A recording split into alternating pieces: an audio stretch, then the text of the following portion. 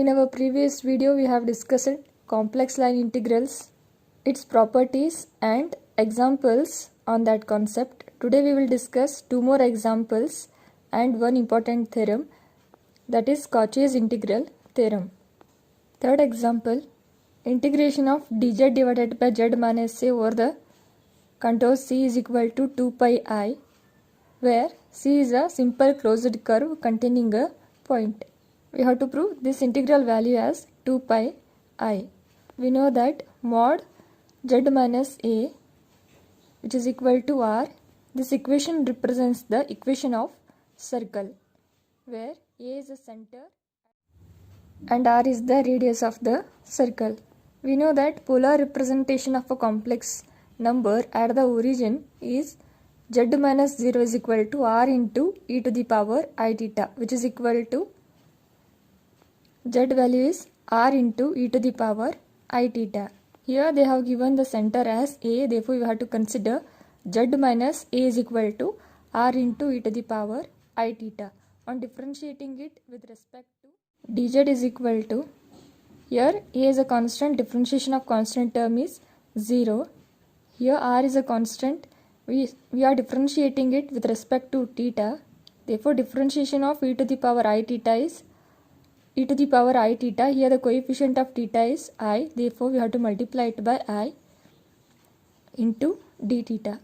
Now consider the left hand side, integral of dz divided by z minus a over the C is equal to integration of z minus a value is r into e to the power of I theta. Since it is present in the denominator, we have 1 divided by r into e to the power I theta, and we know that dz value is I times r into e to the power I theta into d theta. Integral varies from 0 to 2 pi. Because this equation represents the equation of circle, therefore integral varies from 0 to 2 pi. 2 pi in the sense 360 degree. Here r into e to the power of I theta will get cancelled. I is a constant, take it outside from the integral. We get I into integration of d theta over 0 to 2 pi. Integration of 1 with respect to theta is theta over the limits 0 to 2 pi. On substituting the limits, we get I times 2 pi minus 0, which is equal to 2 pi into I. Fourth problem, evaluate integration of conjugate of z its square with respect to z over the C around the circle mod z is equal to 1.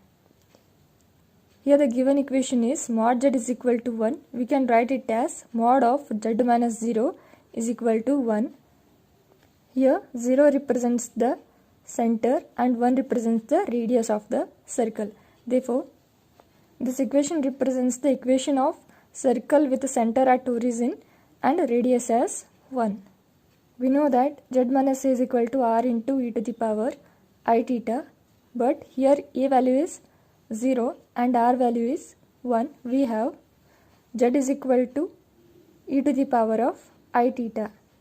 This implies on differentiating it, we get dz is equal to differentiation of e to the power of I theta with respect to theta is e to the power of I theta. Since the coefficient of theta is I, we have to multiply it by I. Since we are differentiating it with respect to theta, therefore it is d theta. Consider the left hand side, integration of conjugate of z its square with respect to z over the C is equal to, since z value is e to the power of I theta, conjugate of z value is e to the power of minus I theta, which is present under the square. Dz value is I into e to the power I theta with respect to theta over the C, which is equal to integration of e to the power minus I theta its square can be written as e to the power of minus 2 times I into theta. This whole term is same as it is. Again this equation represents the equation of circle. We have to take the limits as 0 to 2 pi, which is equal to, here I is a constant, therefore take it outside from the integral sign. We get I into integration of, we know that by the law of indices, e to the power m into e to the power n is equal to e to the power m plus n. Therefore it is e to the power of minus 2 times of I plus I I have taken theta common with respect to theta.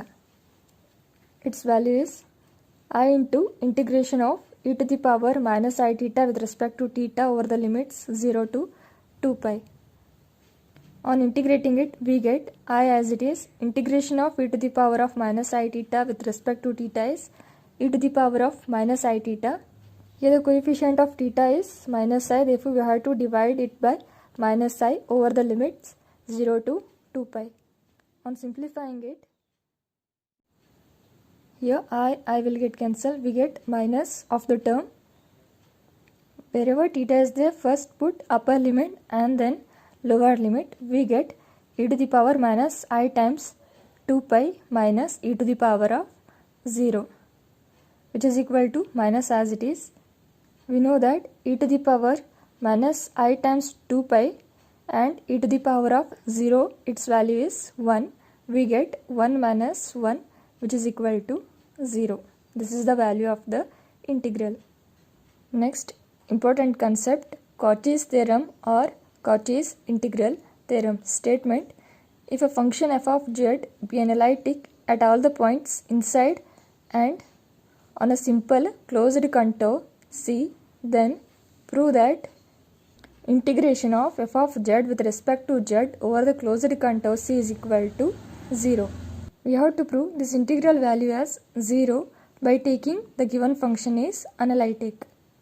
Proof: given f of z is analytic function, we know that f of z can be written as u plus iv and z value is x plus iy. On differentiating it, we get dz is equal to dx plus I times of dy. By the definition of complex line integrals, we have considered the integration of f of z with respect to z over the C is equal to integration of f of z value is u plus iv, dz value is dx plus I times of dy over the closed contour C. On multiplying these two terms, we get integration of u into dx plus I times of u dy plus I times of v into dx plus I into I is I square times v into dy.